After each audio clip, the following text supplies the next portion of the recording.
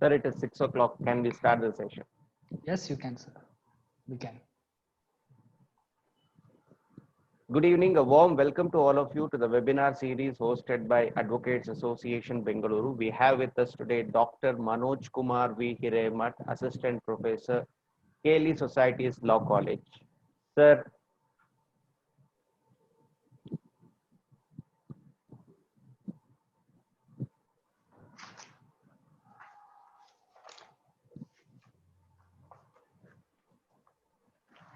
we are happy to have you with us today. Welcome to the webinar. Thank you, Trikam, sir. It gives me immense pleasure to introduce our today's speaker, Dr. Manoj Kumar V Hiremath, graduated from University Law College with a third rank. Later obtained master's degree from Mysore University, specializing in constitutional law. He holds a PhD from Karnataka State Law University, and he is a certified mediator from National Law School of India University. He has rich experience of teaching for more than a decade. Presently, he is working as an assistant professor in KLE Society's Law College since 2013. He is regularly invited as a resource person by the Administrative Training Institute, Mysore. He has presented more than 30 research papers in national and international conferences. He has published 7 articles in reputed law journals. He is happily married to Srimati Shweta, who is also working as an assistant professor, and they are blessed with a daughter. Sir, on behalf of Advocates Association Bengaluru, I extend a warm welcome to you. Over to you. Thank you, sir. Thank you very much. Very good evening to all the participants. At the outset, I thank Advocates Association Bangalore for providing me this opportunity to share a few of my thoughts on the chosen topic. To begin, let me give a brief introduction to the topic, then proceed to the core of the topic. Life of the people in India is intrinsically interwoven with religion. Even in the 21st century, religion plays a very important role in the life of the people in India, for that matter, in other countries as well. In this land of ubiquitous holies, fighting faiths, secularism is one of the controversial issues from very long time. In the last 70 years, the concept of secularism is discussed, deliberated, both in legal and political platforms and discourses. Secularism has as many meaning as religion has. It is a very polemic, very controversial for various reasons. It is not having exact definition or proper meaning to give a full picture of what it is. However, it is not a terra incognita, not a unexplored area. It is an explored area, but however, the clarity is less. The term secularism has a core as well as a fringe meaning, for the reason it is articulated based on the time, place, and the socio-political circumstances of each country or state. And also, it is adapted based on the needs of the society or a state, also based on the historical experiences of those countries. Thus, in today's presentation, I would like to take you all through a small discourse on the different dimensions of secularism and horizon of secularism. In this small presentation, I would like to share a few obvious things which are obviously necessary for laying platform to tell what I want to tell, and few less known facts but yet very interesting things and a few of my views or my thoughts at the end I would like to express and substantiate with certain material on that. So with this prelude to my presentation, I will start my presentation on the topic dimensions and horizon of secularism. Let me share my screen.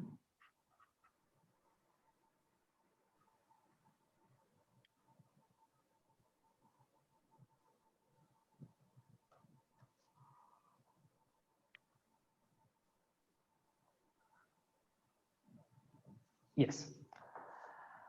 So, as I said, secularism has no one proper meaning. It has different meaning, and it has one core meaning and different fringe meanings depending on time, place, circumstances, and political situations as well as historical factors. So, this particular fact has been described by former Justice P.B. Gajendra Gadkar very beautifully. Justice P.B. Gajendra Gadkar, in his book Secularism and Constitution of India, very beautifully describes secularism is like a hat which has lost its original shape and assumes the shape of the head on which it has been placed.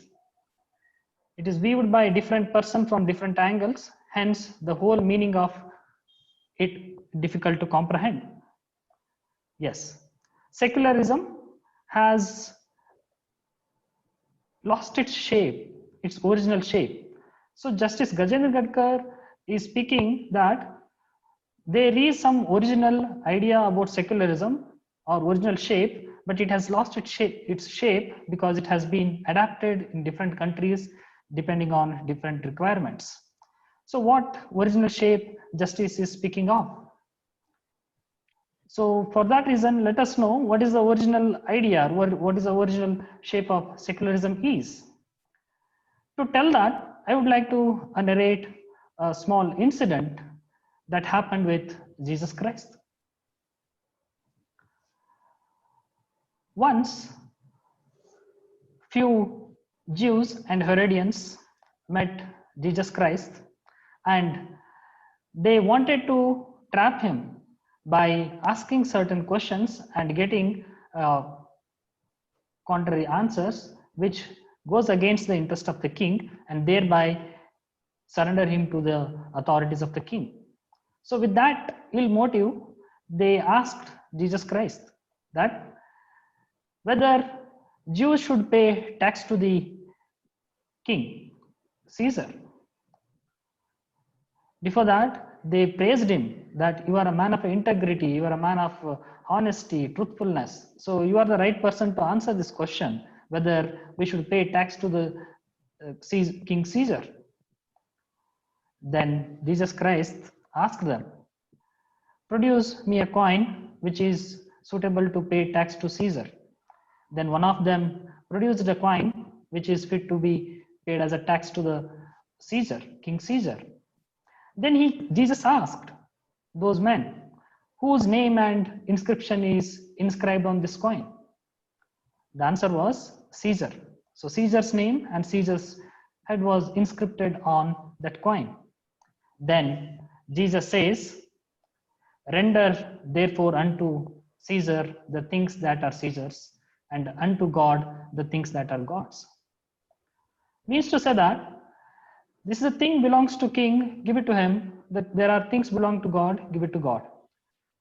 So this particular gospel from New Testament is considered to be basis or origin of whole idea of duality of life. That is, there are two spheres in life. One is religious sphere, another is non-religious or worldly sphere, temporal and spiritual.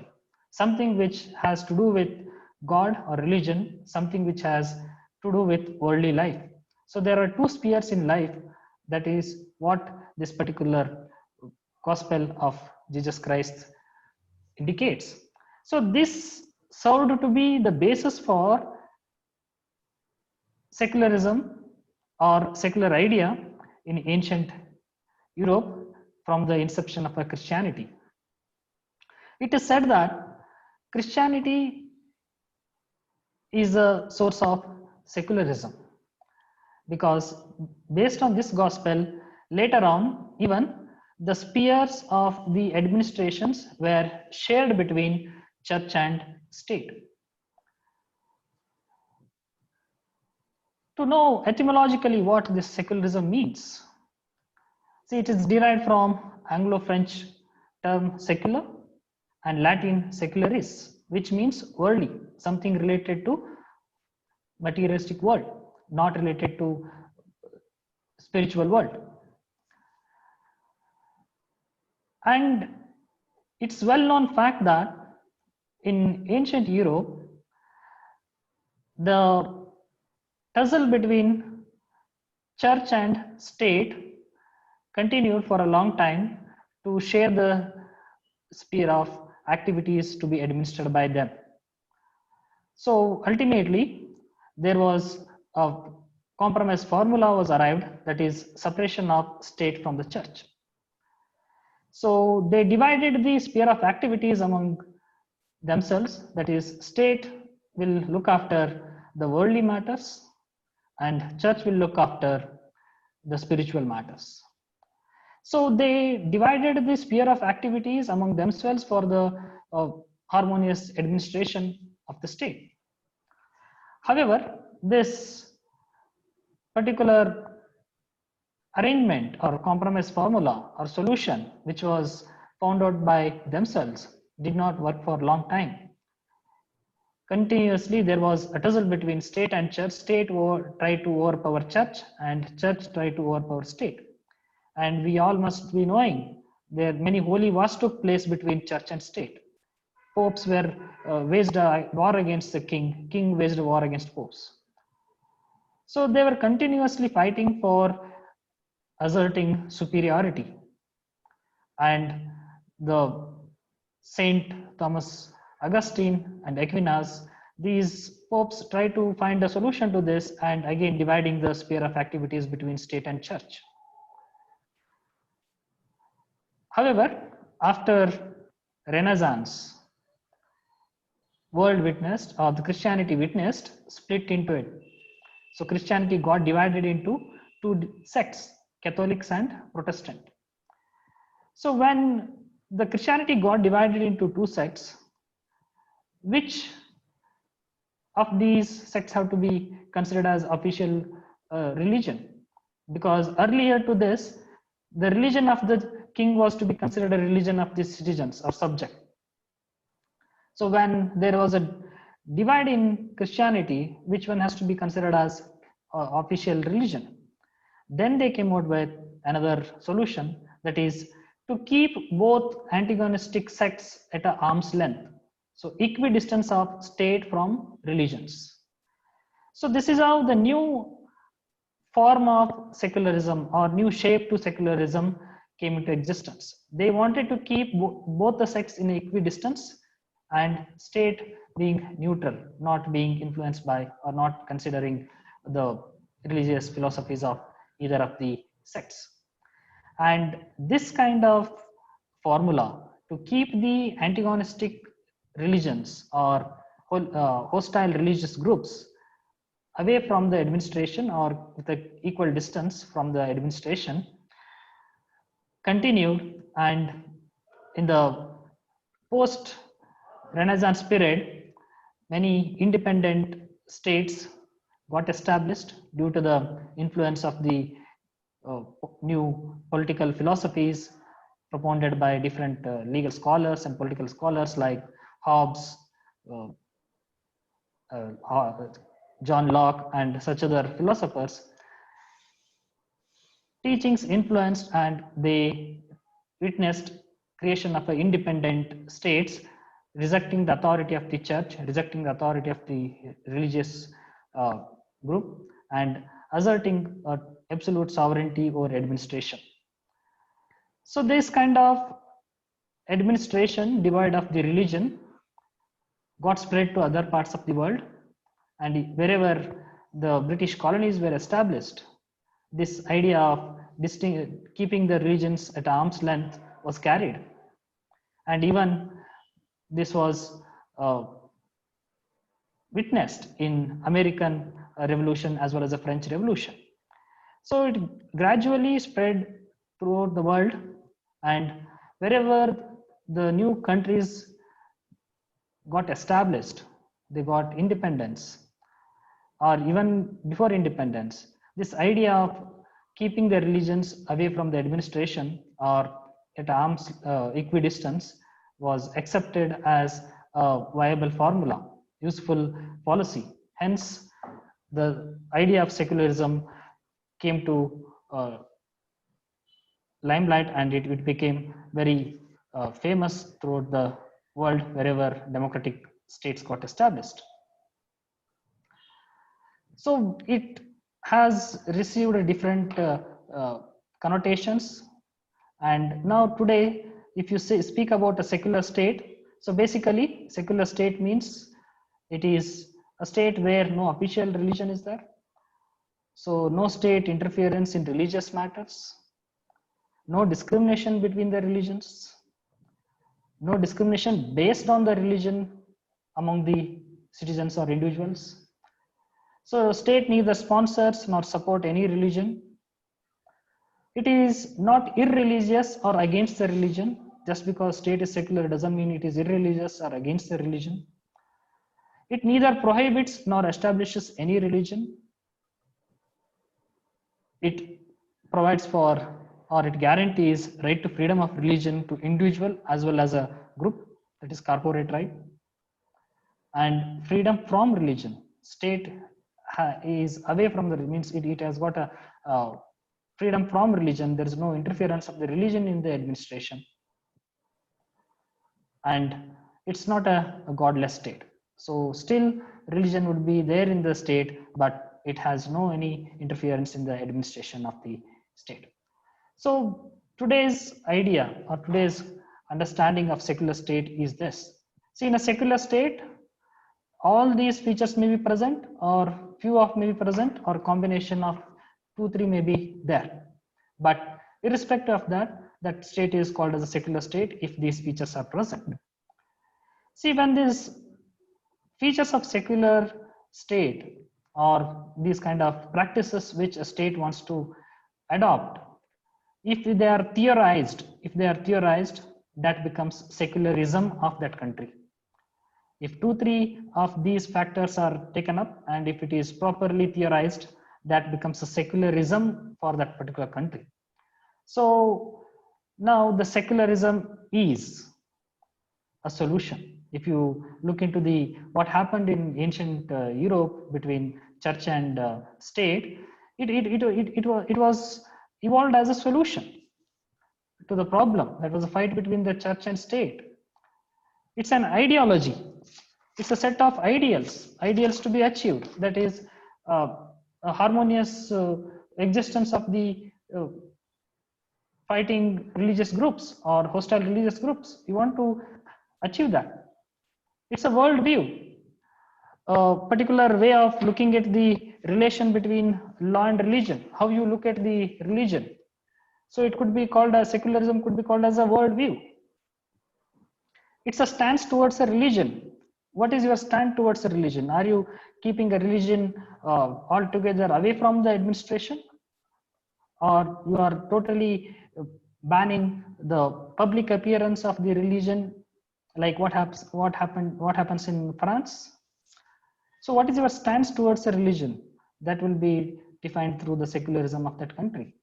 It's a constitutional approach. How you want to deal with the religious groups in a country? Are you going to treat them equally? Are you going to give them a limited rights? Are you going to provide equality? So it's a constitutional approach. It's an aspect of constitutionalism. So the basic idea of constitutionalism, which stands for limitation on the power of the state, or regulation or the control of the state. So the secularism also acts as a limitation on the power of the state. It has to be secular. It cannot discriminate. It cannot discriminate between the religious groups or based on the religion. So it acts as a limitation on the power of the state. So it's an aspect of a constitutionalism. It's a philosophical system. It is uh, theorized as to what is the relation between individual, state, and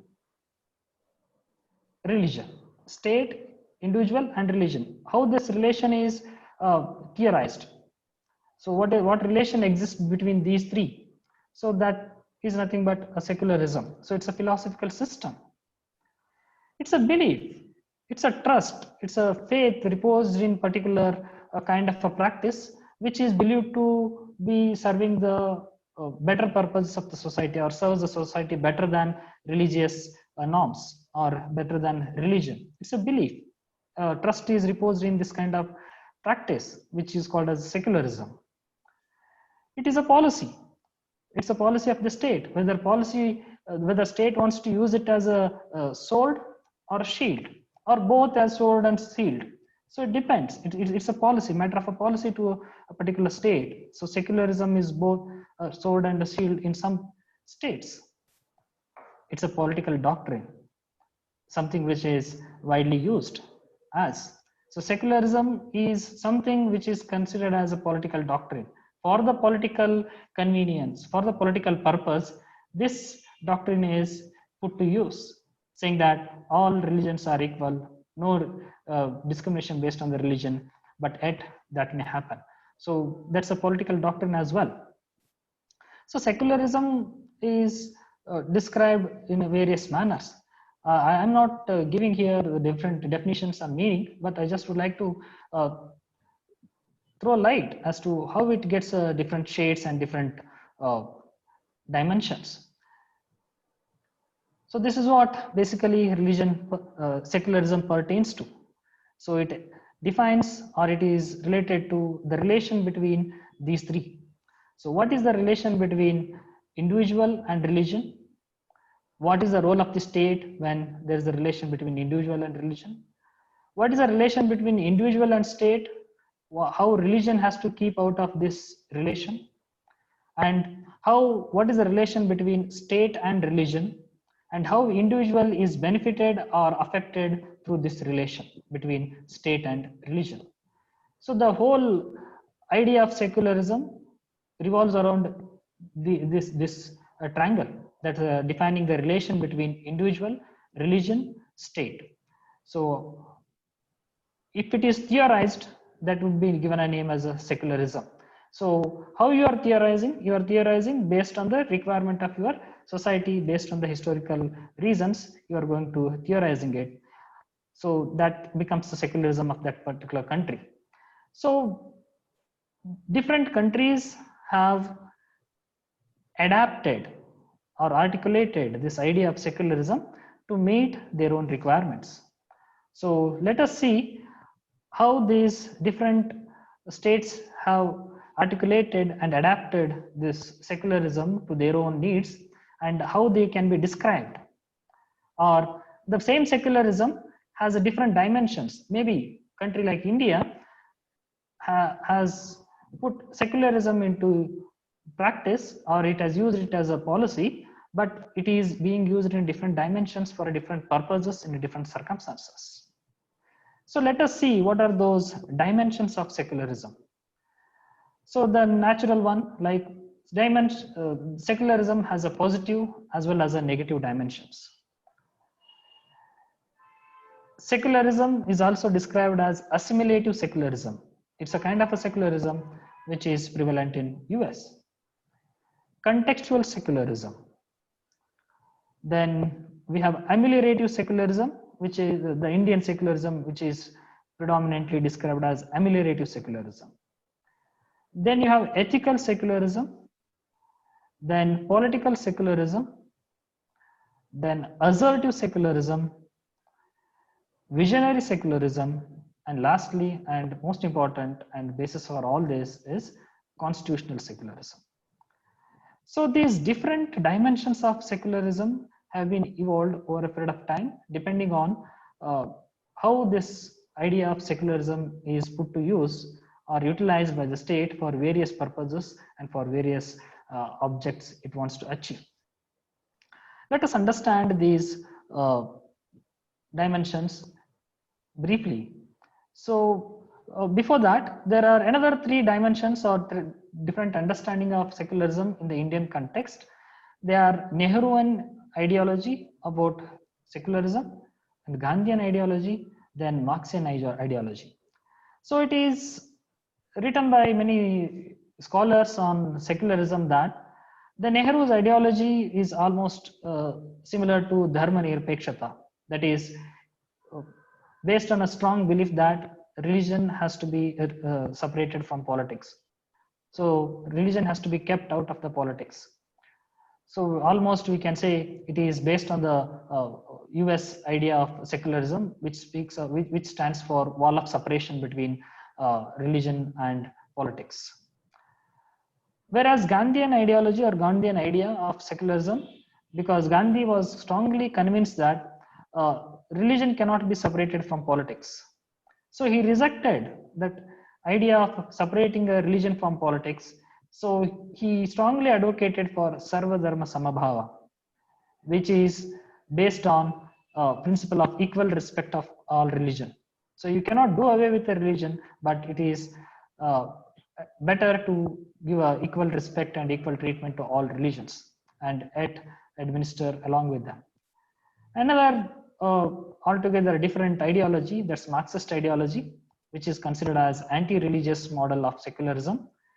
So the antagonist of religion propound that anything that is religious is anti-intellectual. So they consider religion as affine. It is another tool in the hands of the dominant class. So state has to be irreligious and anti-religion. So there has to be no tolerance of religion by the state. So that's a Marxian ideology of secularism. So these three different ideology of secularism are also prevalent. So now let us see those dimensions which I listed out there. See this Gary Jacobson, who is a scholar of comparative constitutional law. He has identified three different ideas of secularism. That is assimilative, visionary, and ameliorative secularism. Assimilative secularism, according to Jacobson, is a secularism that is prevailing in USA, United States of America, because he writes there that the US has such a laws and policies which are more assimilative in nature. Assimilative in the sense they absorb all the other different cultural and religious groups into one particular culture. Not any one particular religious culture, but they have a laws and practice which is in effect going to assimilate all the different heterogeneous groups into one American culture. That's a unique culture, not any particular religion, but an American culture. And for that, they have devised their own laws and policies. So he gives one example. In America, polygamy is an offense. Irrespective of which religion you belong to, you cannot practice polygamy.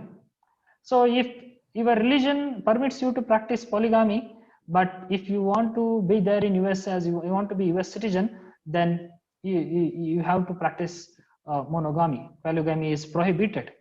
So you are getting assimilated to that US culture of monogamy. So that's why Jacobson describes US secularism as an assimilative secularism. It absorbs, it assimilates different cultural and religious groups into one cultural group, that is American culture. Then the second one, visionary secularism. It is a secularism that is prevalent in Israel. Jacobson says the kind of a secularism that is prevalent in Israel has a vision of having this country for Jews. At the same time, it accommodates the existence of other religious groups also. It has a very peculiar law or policy in practice, that is endogamy. Cross-religious group marriage is prohibited. So they want to maintain that purity of the sect or clan. Cross-religious and clan marriages are prohibited. They follow something called millet system. So there is a special primacy given to one religious group, that is Jews, but at the same time other religious group also can coexist but subjected to these conditions. So that is a kind of secularism which is prevalent in Israel, that's called as visionary secularism. Then you have the ameliorative secularism, which he says a feature of the Indian secularism.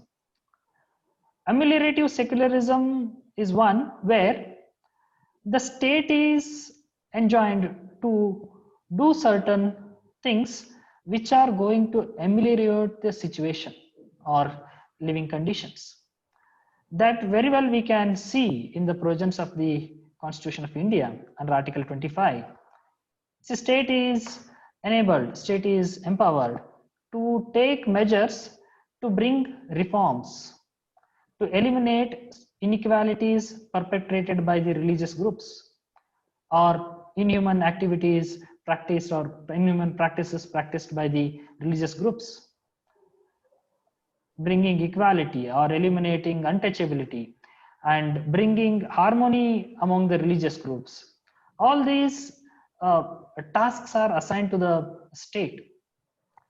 So through this kind of tasks that is assigned to the state, in a secular manner, the state has to execute these functions and achieve that objective of improving the condition.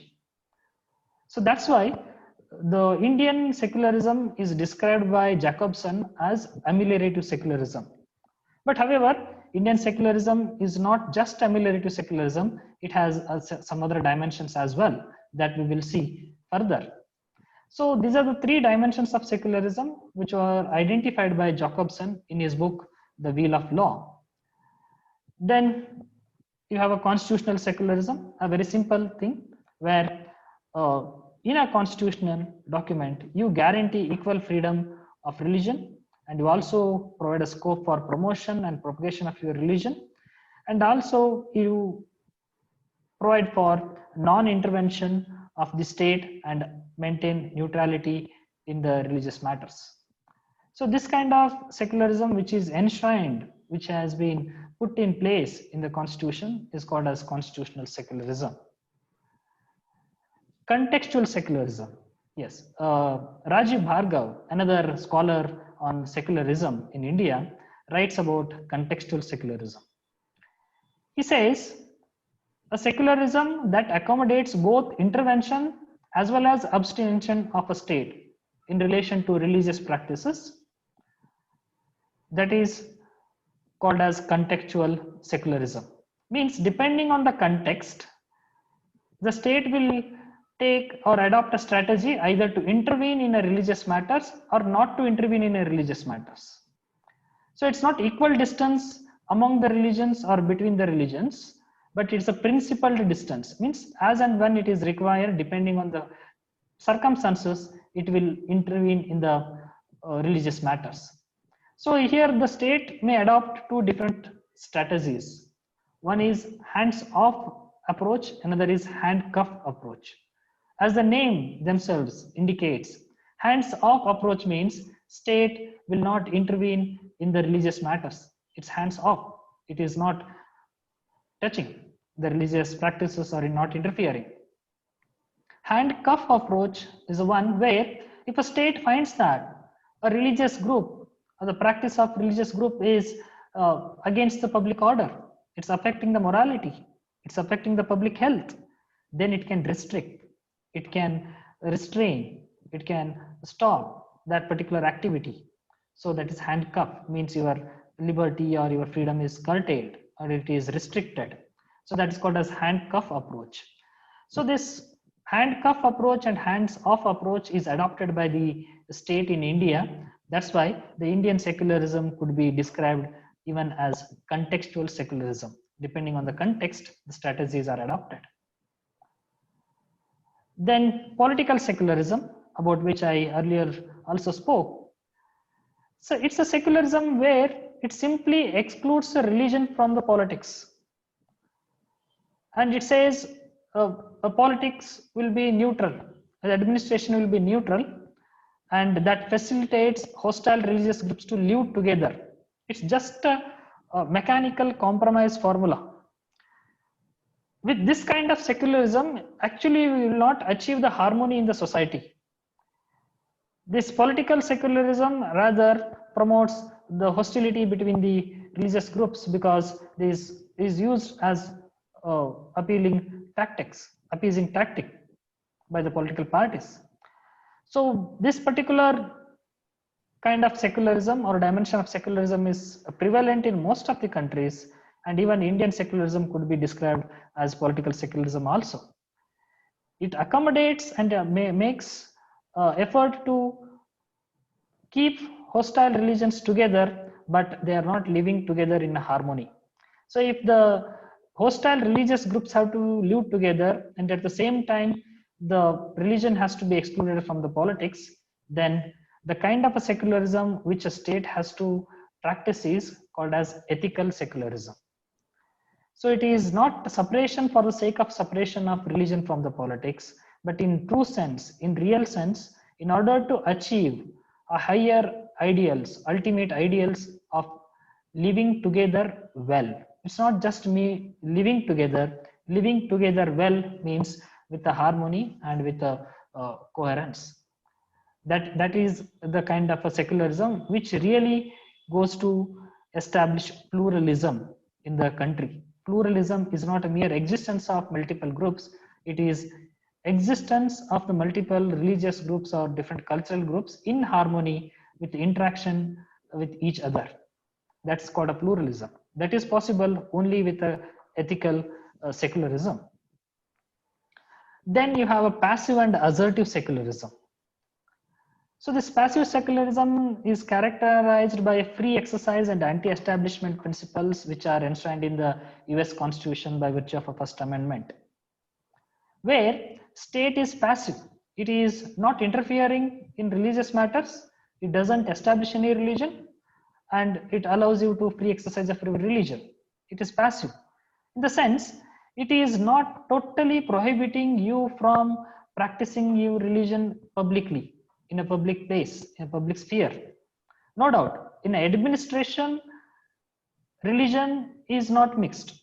Religion is kept out of the administration, but it is not totally prohibiting appearance or practice of religion in public places. See, the examples could be given about USA. If you look at the currency of USA, you find it says, "In God we trust." So on the currency it is mentioned, "In God we trust." So it is something which is a religious symbol. So they are speaking about a God even on their currency. And when a president of US or any other constitutional authorities take oath, they say at the end of their oath, "So help me God." So they speak about a God in a public platform or in a constitutional offices. Not only that, when the Supreme Court proceeding starts, they make a pronouncement that "God save United States and the Supreme Court." So these are the things which goes to show that state is not so much assertive that religion should not be practiced in a public place or it should not appear in a public place. That is the case even in India also. You can see the appearance of appearance of religious activities or religious symbols, wearing of religious symbols in a public places, even in a public offices. And even we find some pictures and statues of gods in the public offices. So state is not so much particular about eliminating God from even from the offices or even from the public sphere. So that kind of secularism is called as passive. So when it is required to eliminate, it is eliminated. From the administration, it is eliminated. But in practice, which is related to individual, it's still continuing. Whereas opposite to that is assertive secularism. Assertive secularism is one where state asserts that there has to be absolute absence of religion in all public places. You have to practice your religion before, within the four walls of your house. Out of the your house, you cannot practice that religion. That is asserted, that is enforced strictly by the state. So that kind of secularism you find in France and Turkey. That's where you come across the cases like turban cases, hijab cases, when the Sikh child goes to a school in France wearing turban, that is turned down, it is sent, he's sent back. So that becomes the issue. So they don't want any individual, any citizen to even exhibit their religion or religious symbols in the public place. So to that extent, the state wants to eliminate religion from the public life. You can practice your religion within the four walls, but not in the public place and in the public sphere. So that kind of secularism is called as assertive secularism. Then coming to the last one, that is positive and negative secularism. So positive secularism is one where the state maintains a principled distance from all religions, and it also joins hands with the religions in a limited manner for certain purposes. Maybe for bringing a reforms in the religious practices, state joins hands with the religious groups, and religious group also welcomes that. That kind of secularism is called a positive secularism. Whereas negative secularism is one where state adopts a policy of formal equality before law and wall of separation. So total non-interference or no question of any participation of state in religious activities with the people. So such kind of secularism is called as negative secularism. So these are the different dimensions of secularism which have been identified by different scholars, which are prevalent in different countries, and most of these dimensions are prevalent in India. So with this idea of dimensions of secularism, let us move on to the second limb of my presentation, that is horizon of secularism. So what is the scope? What is the scope of this secularism? What is the boundary? What is the border up to which it can operate in a relation between state and religion and state and individual?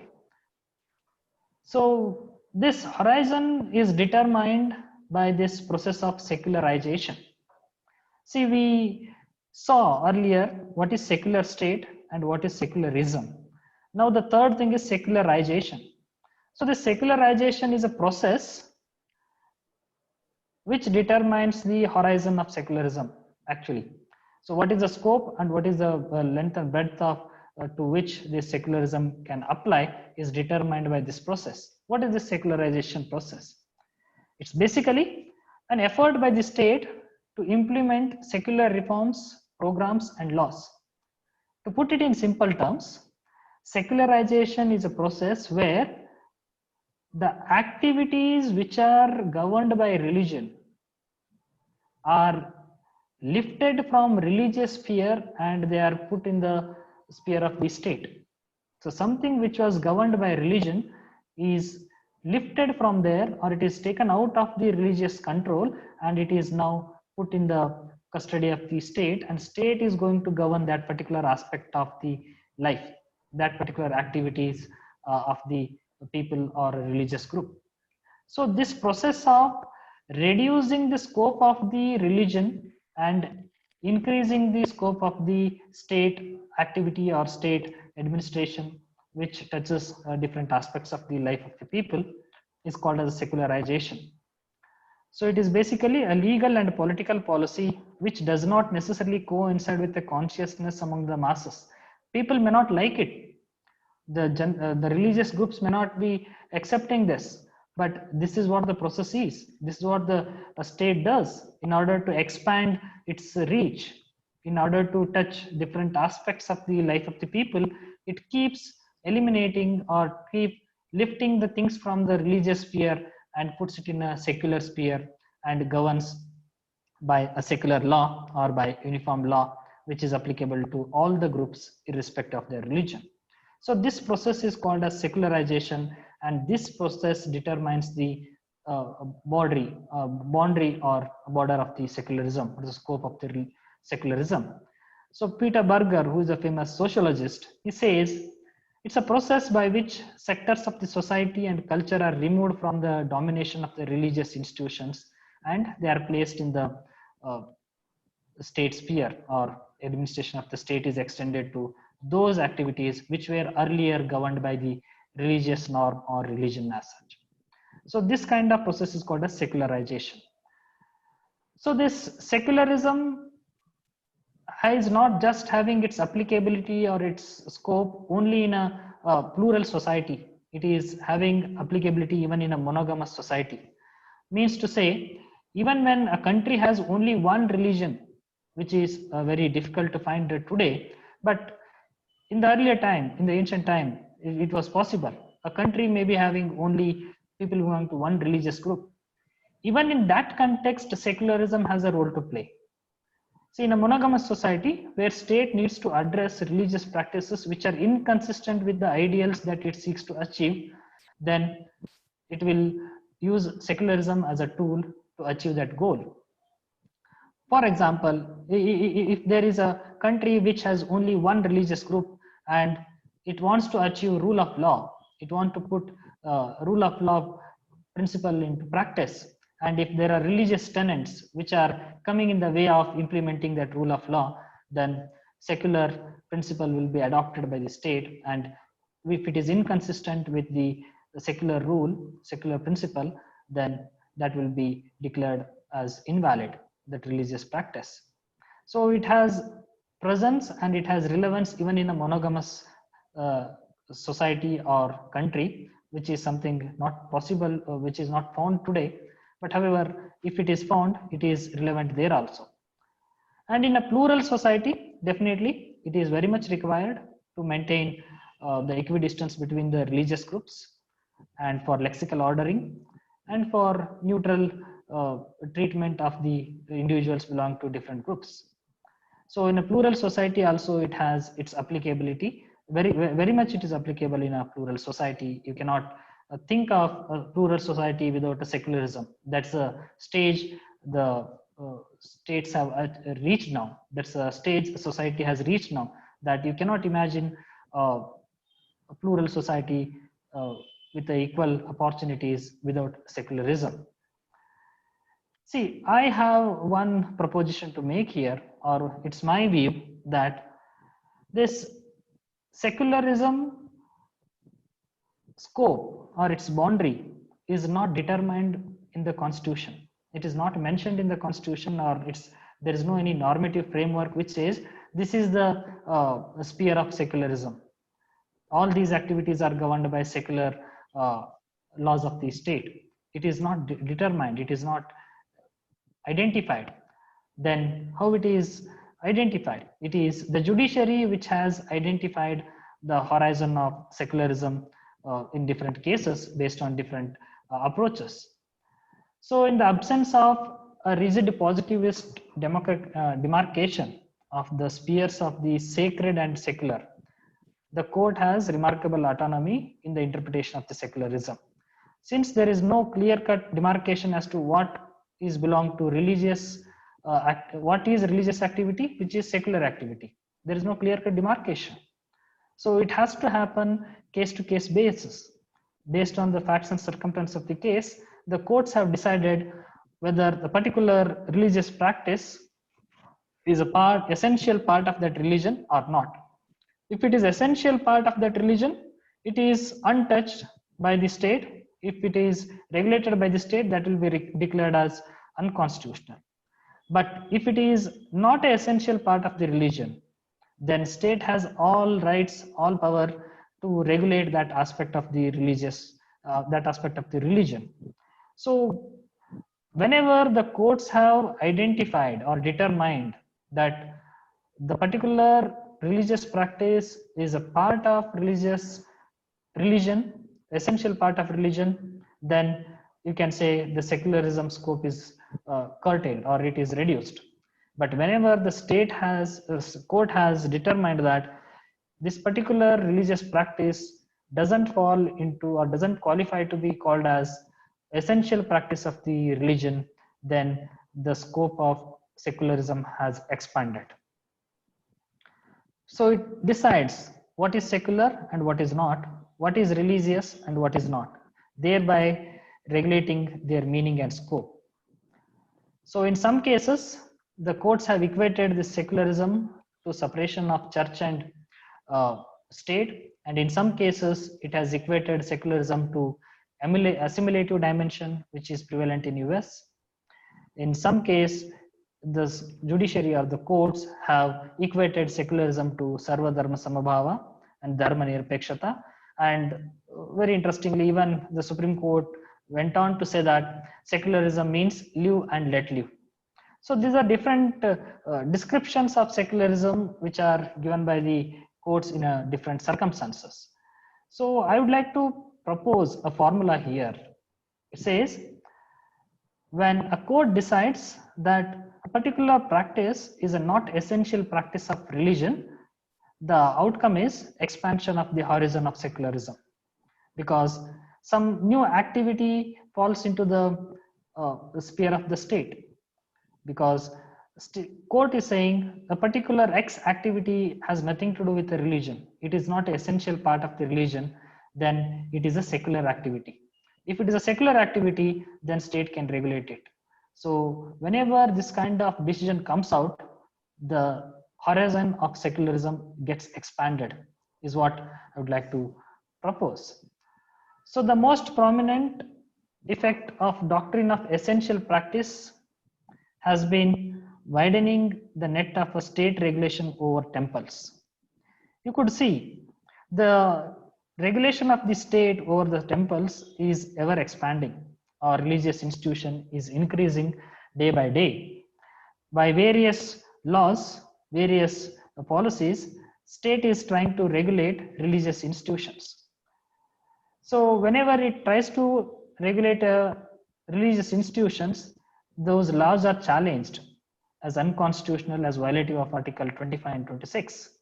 Then the court gets the opportunity to determine whether the law enacted by the state is regulating a religious aspect or a secular aspect of that temple or that particular religious institution. If court determines that it is regulating a secular aspect, then there is expansion of the horizon of secularism. If a state decides, no, it is touching upon the religious aspects, essential aspect of the religion, then that law will be turned down, declared unconstitutional, and the rights under Article 25 and 26 will be protected, and their law is declared unconstitutional. So another significant effect has been a disinclination of the court to accept more recent religious groups as a proper religion or even religious denomination. So you must have come across cases where a new religious denomination asserts that it's a new religion. It should be recognized as a new religious group. But court again has its own standards, its own principles to determine whether particular denomination, particular religious group can be identified as a religious denomination or not.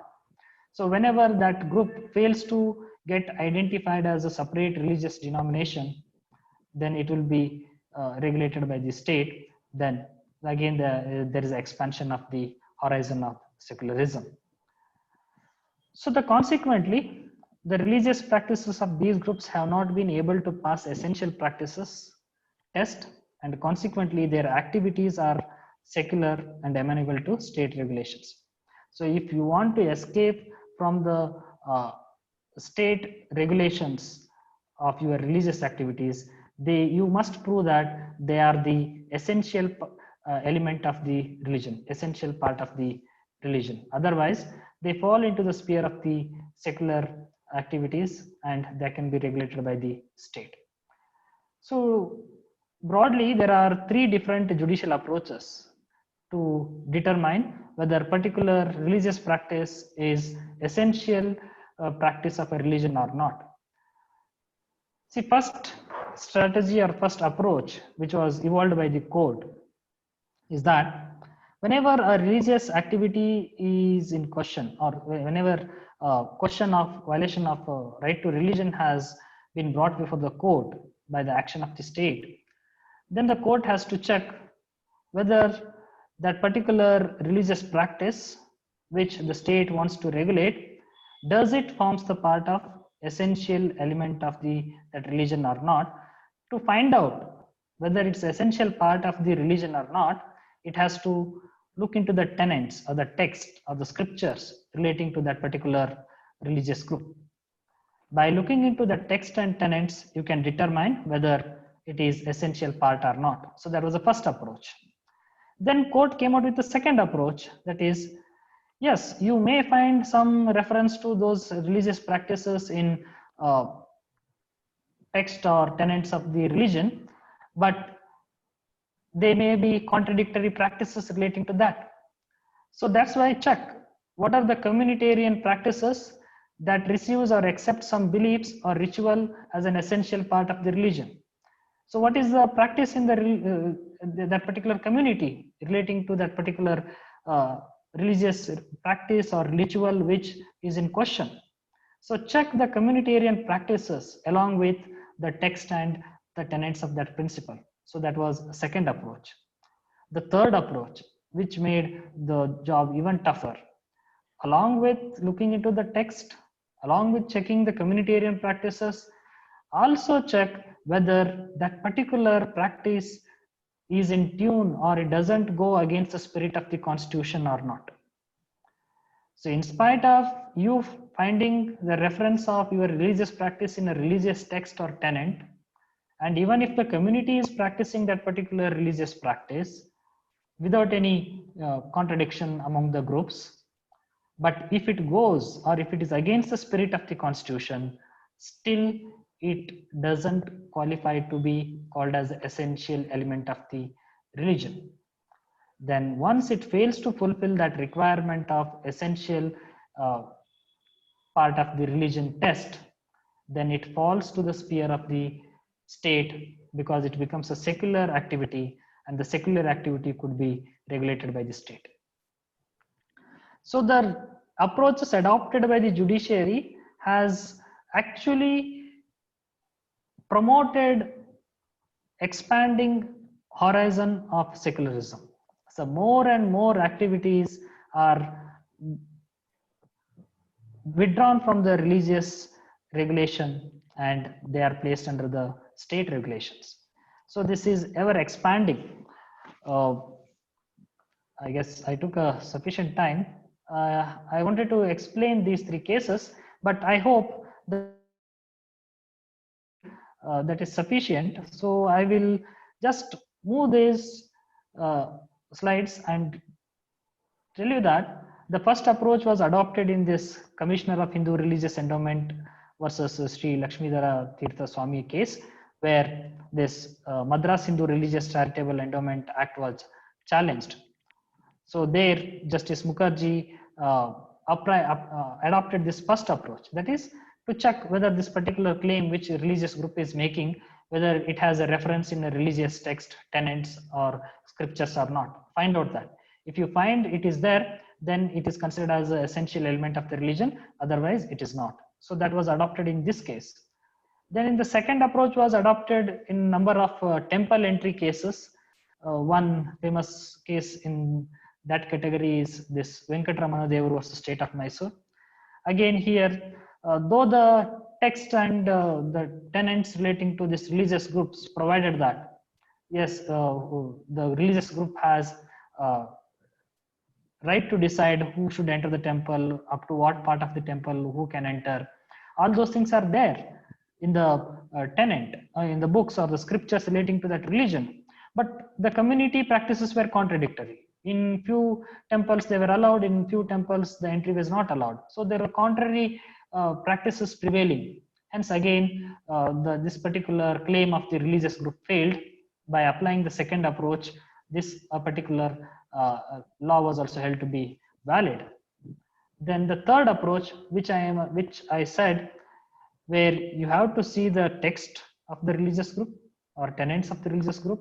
You have to check the communitarian practices also, then check whether that particular religious practice is not against the spirit of the constitution or not against any of the principles of the constitution.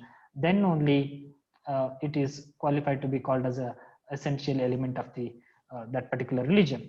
So that particular approach was adopted in this Narayana Dikshitlu versus state of AP with respect to a law which abolished the succession of archakas to the temple and also abolished taking away the proceeds which were offered to the deity. So there also court said it is not essential practice of the religion, hence state is right or state is valid in making such a regulations and regulating the activities of this part of the activities of the temple. So by these three approach, the horizon of secularism has been expanded. So coming to the last limb of my presentation, so the journey of secularism is like this: freedom from religion to freedom to religion.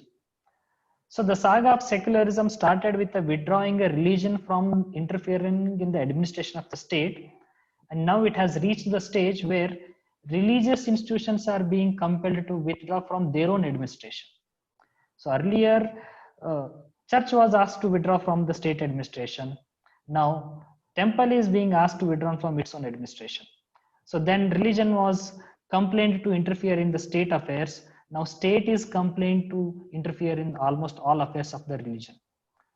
So thus, the horizon of secularism is expanding within the constitutional framework. It is not being done unconstitutionally. It is being done within the constitutional framework with a judicial creativity. So the judicial creativity has expanded the horizon of secularism is what I would like to present. And to conclude, I again quote the quotation of Justice P.B. Gajendra Gadkar. So at the end, a question arises, then what is the secularism in India? Is it meant for, is it considered to be anti-religious or eliminating religion?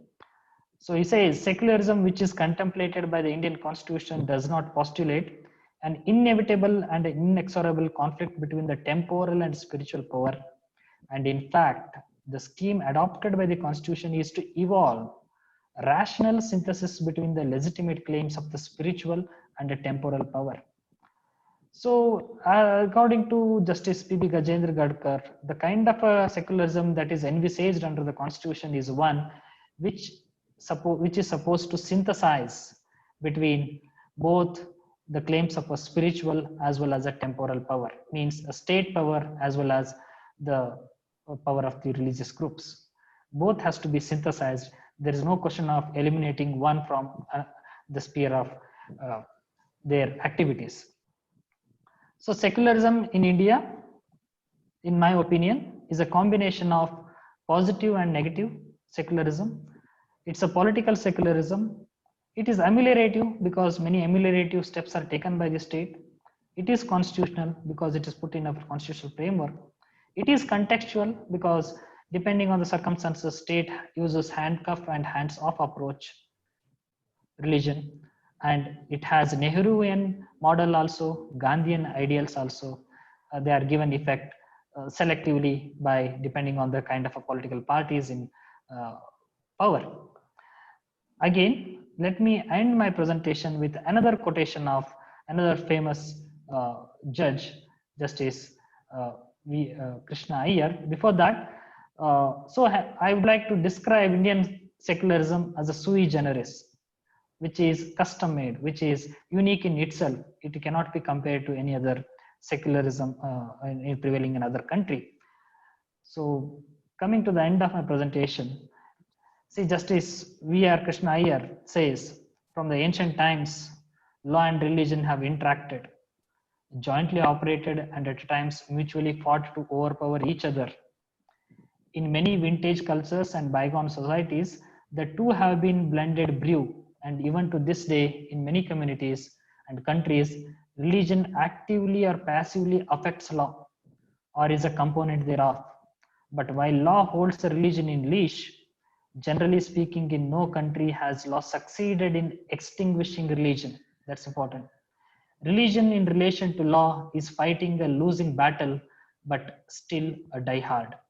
It means it may bounce back if state tries to expand the horizon of secularism more and more. I would like to just end my presentation by drawing an analogy between this present scenario of law and religion and a game of kabaddi. In a game of kabaddi, when the two teams share the ground, the border is drawn and their sphere is defined. But when rider enters the other sphere, he pushes other participants to the corner, and sometimes they will be thrown out of their ground, then they will be eliminated from the sports. So that's the kind of thing happening with respect to religion and law. I just don't know what will be the consequences in the days to come if this kind of practice continues from the state. So with this, I thank Advocates Association Bangalore for providing me this opportunity to share a few of my thoughts and my little research work which I have carried on. Thank you specifically to all the organizers. Thank you. Over to you, sir.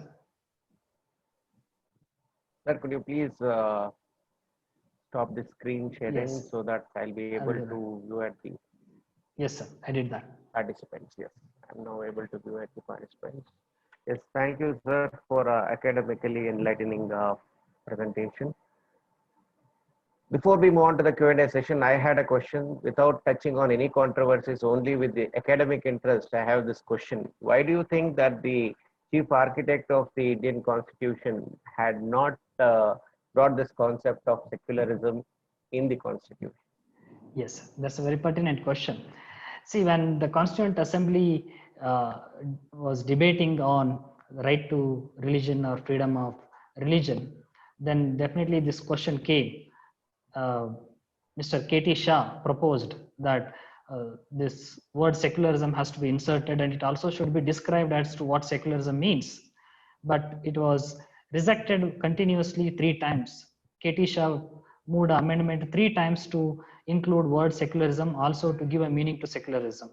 So it was totally rejected, and ultimately Ambedkar answered this question, rejected this proposal and justified, and he replied why it is rejected. He says, the kind of a policy which a society wants to adopt in governance of religion should be left to that society.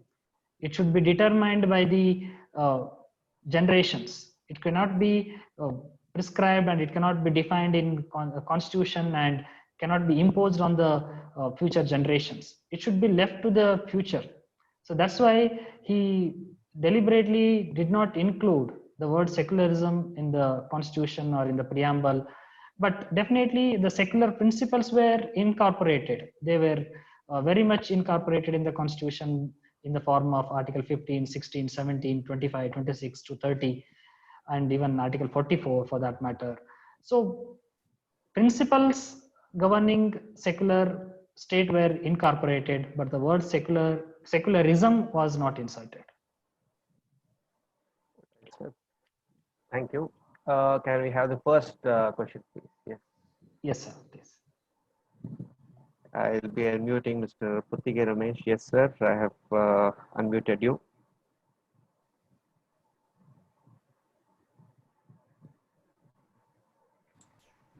All the questions will be entertained only from the academic perspective. That is the disclaimer that I would like to add. Yes, sir. Please go ahead. Good evening, Dr. Hiremath. Excellent presentation, taking us from resolution and American French and all. See, you rightly pointed out that state is worldly matters and church is for spiritual matters. And then you also clarified that the secular state means no official religion, no discrimination. Discrimination can be favoring one is also discrimination, and not favoring one is also discrimination.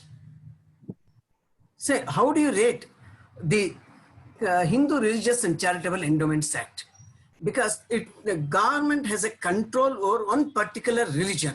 It is Yes. either favor that religion or to control that religion. What do you say? As a constitutional law student, I would like to answer this question in this manner. Sir, as long as it is going to maintain a plurality in the society, all sort of regulation by the state is welcome. If the regulation of the state is going to result into uniformity, which is something not possible, which is a myth. You cannot have a uniformity in administration of the temples because they have a different cultures, different customs, and different backgrounds. So as long as that plurality is accommodated by regulation, it is welcome. But if state is trying to bring a uniformity and uniform rule, uniform administration of all charitable or religious institutions, that is something affects the plurality and goes against the constitutional ideals also. So that cannot be the kind of a law state should make. That's what I was pointing out. Only one religion, either favoring them or opposing them. That's what I pointed out. Thank you. Okay, sir. Thank you, sir. Thank you, sir. Can we have the next question? Can we have the next question, please?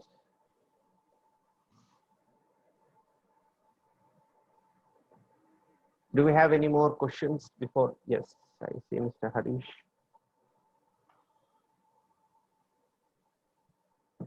Sir, you are unmuted. Good evening, Dr. Manoj. Good evening, sir. Can you hear me? Yes, sir, I can. Yeah, okay. Excellent presentation, though I was not visually available to you, but I was going through your thing. You mentioned about assertive secularism and political secularism. Yes, sir. Okay, in your presentation. And if you see the state of affairs in our democratic setup, every opinion poll, they will give you start with the caste bifurcation. In which constituency, which caste is more dominant, in which area, which caste candidate is contesting, even while allotting seats to the election, even while distributing portfolios to the elected members of the legislature for ministerial berths. They will go by caste classification. Communalization is a great menace to the nature of secular polity in our country. One. And from whom to tomb, there is casteism. From whom to tomb, there is casteism. I can show you graveyards in Bangalore, which is based on a particular caste. Board is written there. This is for this also. I mean, so you cannot eliminate this from the secular polity or politics of this country itself, because every level there is categorization based on caste. How many people in this religion have been given? How many from minorities are given? Even. Don't you think that when it comes to practicalities, it is totally different from what theoretically we all speak about, and there are proponents and opponents of secularism in this country and across the world also. And coming into a particular, with due respects to the right to freedom of religion to all religions available in this country, recently in 2018, I think so, Sikhism has been exempted from wearing helmets. They are exempted from, they have the right to have a kirpan in their waist belt. Okay. Recently, even women riders in Punjab, in that particular religion, were exempted from wearing helmets even while riding two-wheelers. So when you talk about France in banning hijab in public life and things like that, do you think that don't you think that practically something is totally different from what we preach and teach as far as the constitutional framework is concerned? Yes, absolutely, sir. I do agree with you, and I would like to propose here that there are proponents that many scholars who propose that, see, this idea of secularism is a Western philosophy and Western idea, something not suitable or not going to solve the problems of India. So you need to have your own unique policy to deal with the religious affairs of the country. See, India is uniquely religious, and it is uncomparable to any other countries in terms of its diversity, in terms of its complexity, and sub-classification within the religion, and just like what you said, sir, about caste.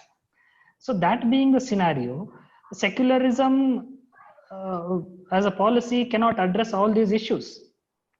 It is something like multiculturalism. Multiculturalism idea should be promoted. That has to be emphasized. The state must make an efforts to promote multiculturalism instead of asserting its power and making a secular laws and trying to control the secular aspects of the so-called secular aspects of the religion. And to add to that further, it's unfortunately many practices, many aspects of life of people are considered as secular. They have nothing to do with the religion. I'm surprised how people come to that conclusion. They go to the extent of saying marriage has nothing to do with the religion. I can understand if they say contract has nothing to do with the religion, but marriage does has a close nexus with the religion. And there are few judgments where they say marriage is also secular thing, so state can regulate. So if that kind of ideology gets imbibed, that's a very dangerous, leads to dangerous developments. Sir, you are on mute. Thank you, sir. I think we have Principal Professor Mallikarjunaya sir with us today. I think we will, sir, you will have to ask a question to your colleague. So I am unmuting you. Thank you. Yes, Thank you. Very pleasant compulsion to ask the question. At the outset, honestly, congratulations to Mr. Manoj. Manoj, very, comprehensive, power-packed presentation in 1 hour's time. It was very comprehensive presentation. I was really not knowing there are so many dimensions of this concept called secularism, and it was really interesting to know those dimensions and horizons. Very well presented. Congratulations to you at the first instance. I endorse others' views as well. I'm really glad and proud of you. Thank you, sir. Let me perform this pleasant compulsion. Yes, I was wondering what question. In fact, questions were being raised in my mind. But as we went on taking us through one slide after the other, slowly they were getting resolved too. I should be confessing that. But yet I have a general question to be asked. Having introduced us to so many dimensions of secularism, you also made an attempt to tell us what are those dimensions that are incorporated in Indian constitution, Indian secularism. That also was a great point to be learned by all of us, and I appreciate that. And you very well summed it up at the end, saying the secularism India has is a sui generis one, with which I'm also in agreement. But the question is, how is this sui generis secularism getting shaped? How do you rate? I'm sorry, let me not use the word rating. How do you evaluate the Supreme Court giving shape to this sui generis model of secularism? Your views on this? Yes, yes. That was supposed to be another limb of my presentation, but since it was very lengthy, I did not touch upon that. So let me quickly tell about that, sir. So Supreme Court, as I told, whenever the cases comes before it with respect to identifying which is the essential element of religion or not, invariably it has to define or first to make clarification as to what is religion and what is secularism. Then only they can proceed and decide as to whether it's essential part or not. So in doing this exercise, Supreme Court has described secularism in a different manner. And sometimes it says it's just a mere separation of state and church. In another case, it says, no, it is something which Gandhi propounded, that is Sarva Dharma Samabhava. In another case, it's Dharma Nirpekshata.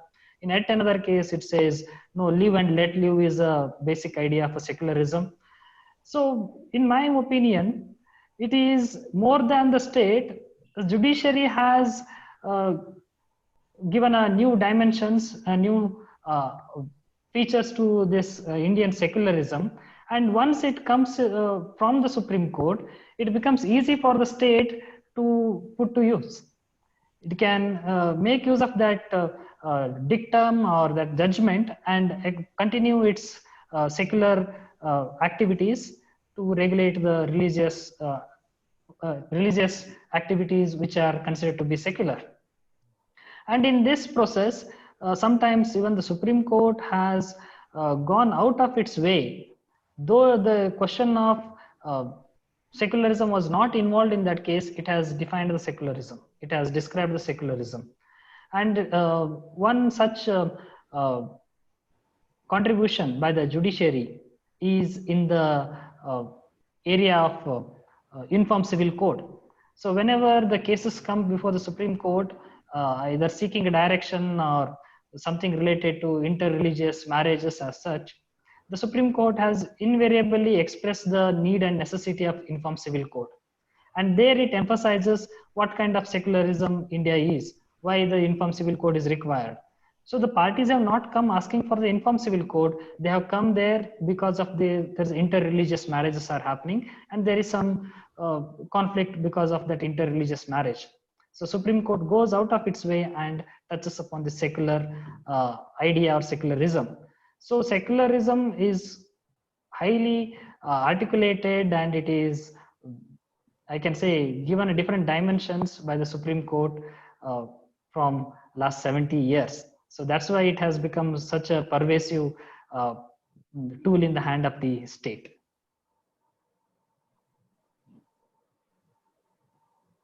I think you are also muted, so one second.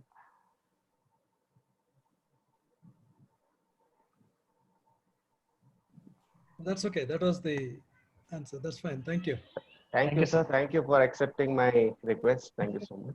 Pleasure. Harish, sir, sorry you got muted in between. If you had to say something, yes, I have unmuted you as well.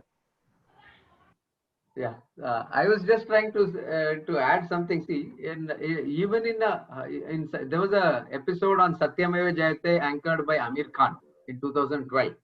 In one in which they showed, even within a particular community or a particular religion, there were two counters in a temple or in a gurudwara to receive prasad. For higher caste, different counter; for lower caste, different counter. See, on the practical side, this was shown live telecast in 2011-12, where one of the priests in Varanasi temple, on record, I can share that video with you. I have a recorded version of that, where he said, "हम भारतीय संविधान को नहीं मानते हैं, वो अशास्त्रीय है." These are the same words I quote from him, who spoke about the four varnas while describing and saying that I don't accept the constitutional secularism attitude, secular framework at all, and things like that. See, even in matrimonial ads, you see, people are caste conscious. You cannot eliminate caste from the human society. But with the peaceful coexistence of all these societies with all cultural diversities is what is the hallmark of secularism in my view. And I in a national seminar where Justice V.R. Krishnaiyer was a participant in 1993 in Bombay, in the consequence of the Babri Masjid demolition December 1992 and Bombay bomb blast in March 1993. There was a national seminar on secularism in crisis. I have presented a paper there where I said secularism, humanity is the greatest religion, and male and female are the only two castes. Today, if I have to say humanity is the greatest religion and secularism is the only caste, perhaps. So that we need to propagate this secular attitude in our practice, in our day-to-day life. Otherwise, caste consciousness is deeply rooted within the human society. It is difficult to eliminate that. But with the caste consciousness, you should accommodate peaceful coexistence of everybody and respect each other's mutual religion, practices, and culture. So that is the hallmark of the word secular being added into the constitution, is what I feel. True, sir. Very much. Thank you, sir. I think we have hit the fag end of this session. So once again, sir, on behalf of Advocates Association Bengaluru, I extend my heartfelt thanks to you for a wonderful In fact, the participants have quoted it as excellent. So let me reiterate the same word. Excellent sir. presentation. Thank you very Thank you much. so much. Thank you, With this, Trivika. sir, we will be logging off today's session. Yes, sir. Thank you, sir. Thank you, Thank you. Thank you. all the organizers and participants. Thank you, Trivika. Thank you. Thank you. Thank Good you, night, sir. sir. Thank you so much. Good night.